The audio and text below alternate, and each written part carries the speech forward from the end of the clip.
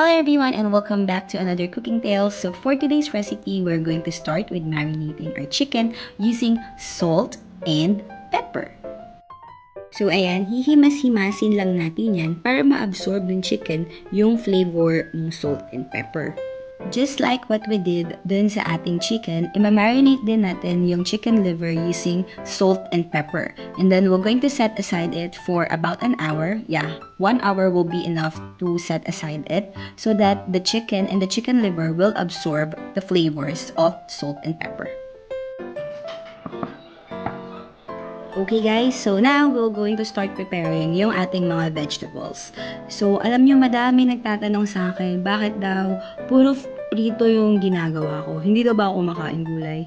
Yes po, hindi. Totoo po yun. Hindi ako madalas kumain ng gulay.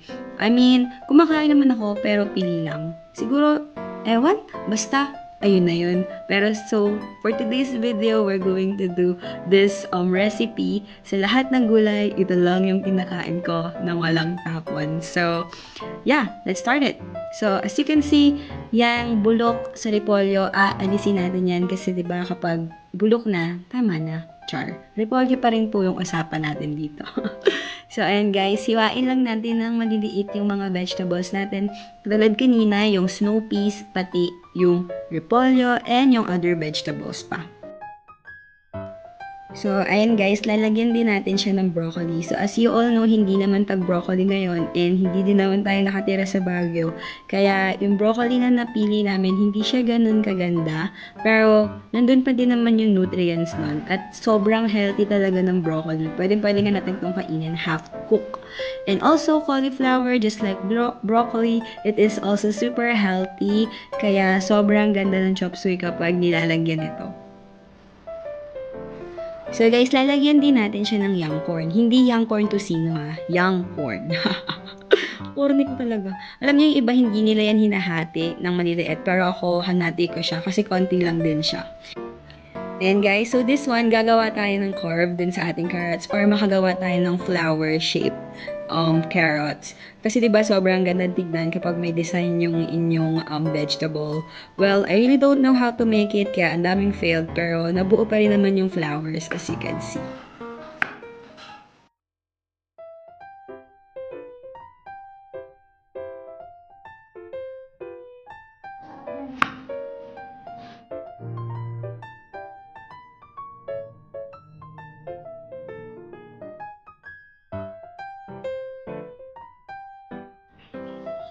And then, after natin ma-marinate yung chicken for about an hour, we're going to start frying it. So, hindi naman yung sobrang lutong-luto, but at least medyo maluto yung chicken natin and magkaroon siya ng golden brown effect para medyo crispy yung chicken kapag nilagay natin dun sa ating vegetables.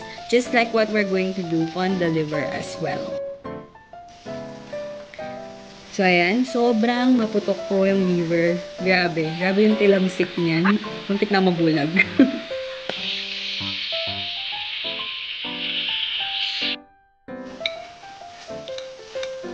And ayan guys, as you can see, ginamit ko yung pan na pinagprituhan ko pa din ng chicken kasi para hindi na ako masyado mag-add ng mantika. And of course, tinatamad din kasi ako maghugas. Pero kayo, kung masipag kayo, go ahead. So, ayan, nalagyan natin siya ng chicken broth. Pinakuloan ko yung ibang chicken. Tapos, ayan yung nilagay ko dyan. Para mas magkaroon ng flavor ng chicken yung ating vegetable.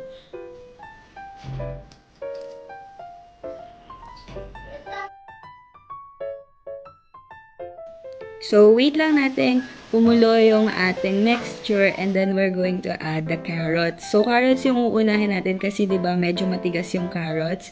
And then, isasabay na din natin yung ibang matitigas na vegetables like cauliflower and snow peas.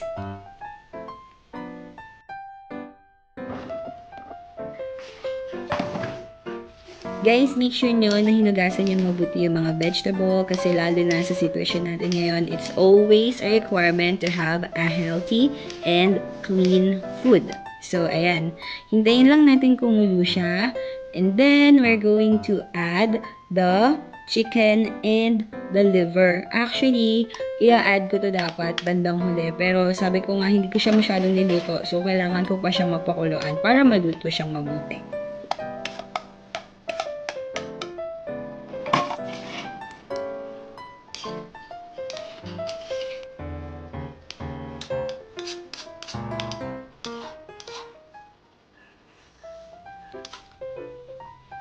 So, after natin yung mapakuluan, i-add din natin yung broccolis and yung corn. And this is it, guys. Para maging malapot yung ating sabaw dun sa chop suey, mag-add lang tayo ng cornstarch mix. So, 1 tablespoon of cornstarch and 1 tablespoon din ng water para magkaroon siya ng lapot effect dun sa ating vegetable.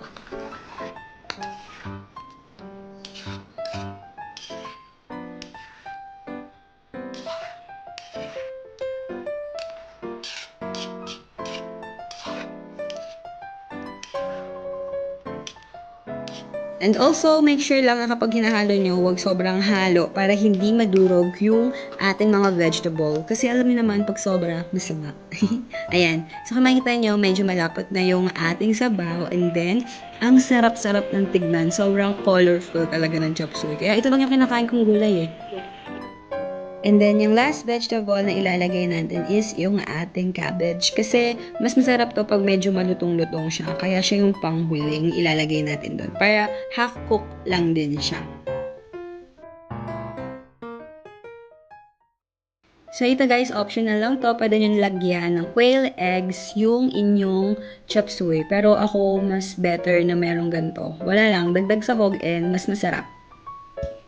And yes, konting simmer lang, and our chop suey is now ready to be served. So, what are we waiting for? Taste test! Grabe guys, ang sarap. Ito lang talaga yung kinakain kong gulay kasi wala ampalaya. Panira kasi ampalaya no? Pero healthy yun guys, no? Hindi akong gayahin. So yan guys, sobrang sarap nito. So ano pa, gawin nyo na din to para maging healthy kayo. Nox! And that's it for our video today. If you like this video, please give me a like. And if you didn't subscribe yet to my channel, please do subscribe to my channel and hit that notification bell so that you will always be updated to all my other uploads. Bye!